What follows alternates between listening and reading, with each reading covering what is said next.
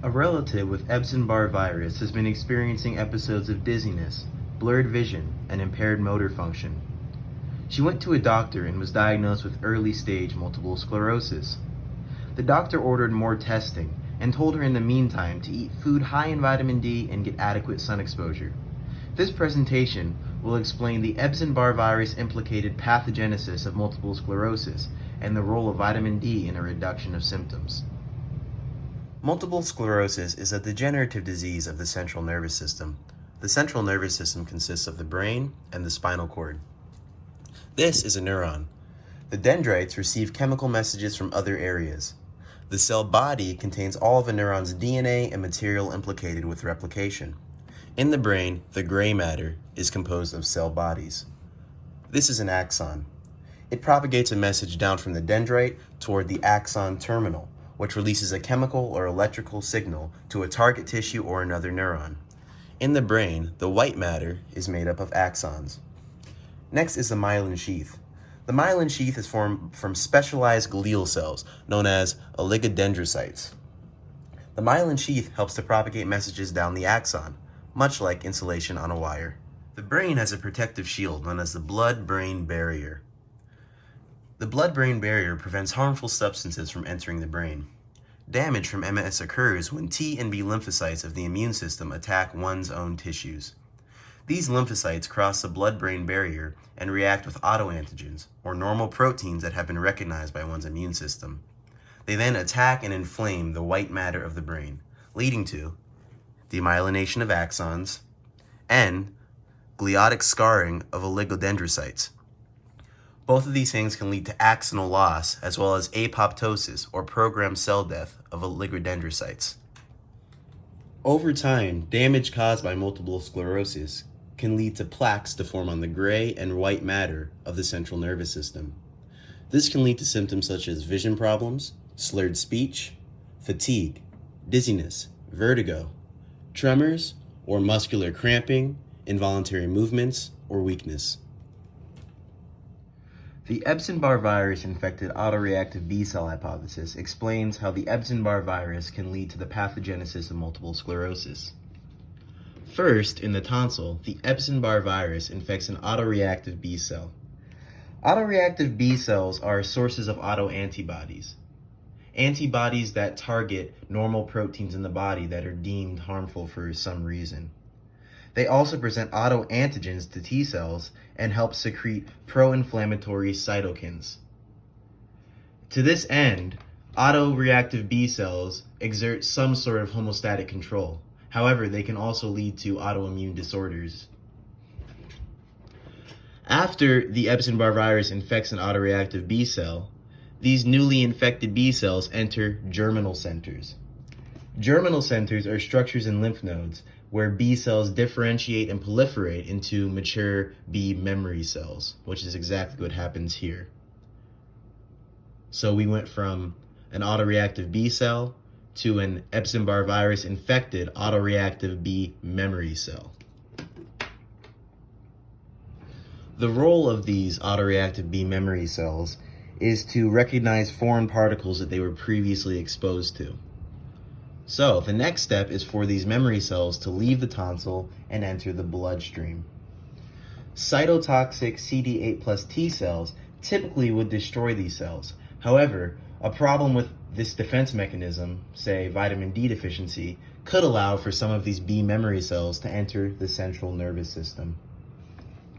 Once in the central nervous system, an autoreactive T cell then binds its TCR complex to the major histocompatibility complex on the B cell.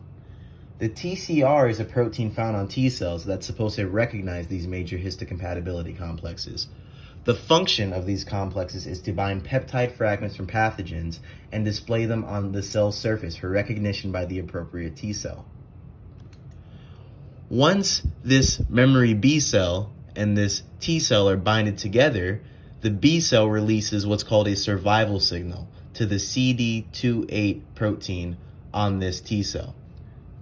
What this survival signal does is triggers to this T cell not to undergo apoptosis or programmed cell death. if this cell would have binded to a cell without this survival signal, it would have undergone apoptosis. After these T cells are reactivated by the Epstein-Barr virus infected B cells, they produce something called pro-inflammatory cytokines. These pro-inflammatory cytokines then attack the central nervous system and lead to demyelination, gliotic scarring, and plaques to form on the white and gray matter of the central nervous system.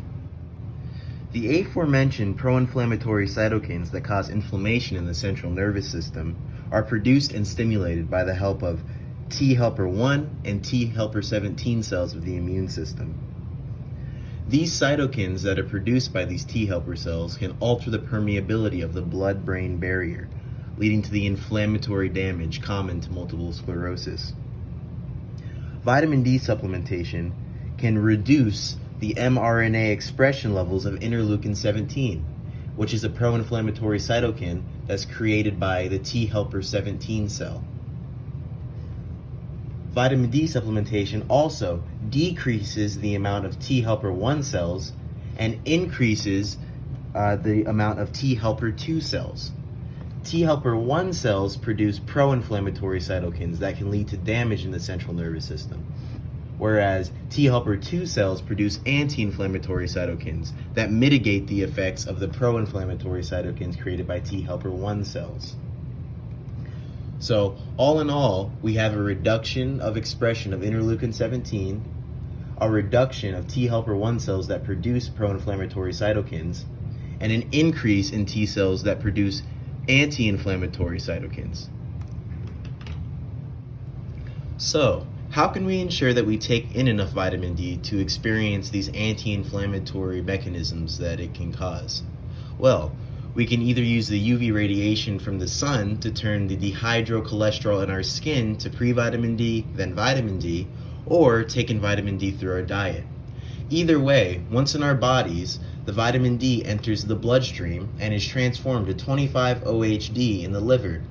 It's then transformed to 1,25-OH2D in the kidney, and at this point, it's an active metabolite that can be used to alter gene expression in the body. To summarize, Epstein-Barr virus infects autoreactive B cells and form autoreactive B memory cells. These cells signal to helper T1 and T17 cells not to undergo apoptosis or programmed cell death. These T cells then produce inflammatory cytokines, which affect the blood-brain barrier's permeability. Damage to the central nervous system occurs when these cytokines autoreact with nervous tissue and cause gliotic scarring, oligodendrocyte apoptosis, and demyelination of axons. This greatly affects how messages travel between and on neurons and lead to neurological problems that progressively become worse over time. Vitamin D can be taken in from the diet or from the sun. Its role is to mitigate the effects of pro-inflammatory cytokines and produce anti-inflammatory cytokines via T helper cell 2 by altering gene expression. Thanks for watching my presentation on multiple sclerosis. I hope it was informative.